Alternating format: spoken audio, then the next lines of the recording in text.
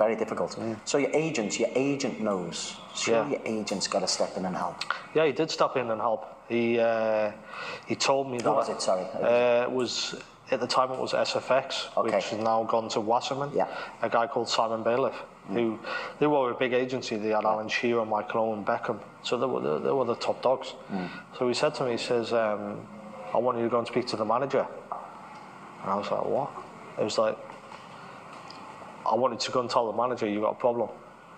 And I said to him, I said, "What do you mean? I can't go and speak to the manager. I've just signed for Sunderland and everything. And you want me to go and speak to Roy Keane?" Who, on the pitch, I'm just like, anybody's scared of Roy Keane, do you know what I mean? And he's like, "Yeah, go and tell him." So I think that my agent had already spoke to the club just to give them a heads up, that sort of thing. So I went and spoke to Roy. Before the deal had gone through? Or No, after the deal. They're not that daft. Well, even if I had told them before the deal, they would have probably said, "Well, we played against him in the Championship when I was at Cardiff, and he scored 22 goals. So for $5 million, it was big money at the time, but they've just been promoted to the Premier League. They could possibly take a risk." But yeah, I told him after the deal had happened. I just said to him, "Roy, I need help."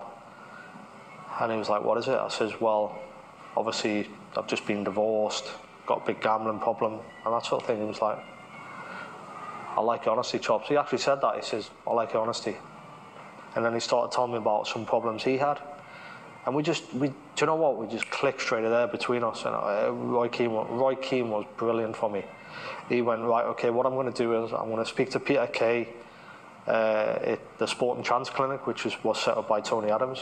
I'm going to speak to him. I'm going to get you in straight away." He says, "Get yourself down there, get yourself fixed and everything, come back and score me goals."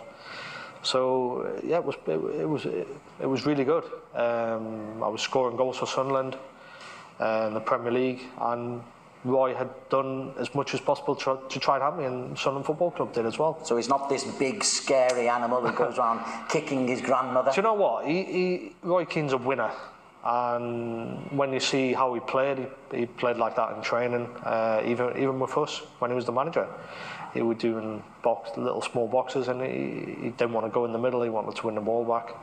I see Roy Keane as more of a personal friend rather than just my manager. Okay. He tried to help me as much as possible because he knows about these problems himself, and he's played for the biggest club in the world. But he comes across as so angry and surly and very disciplinarian on any time you see him on the television.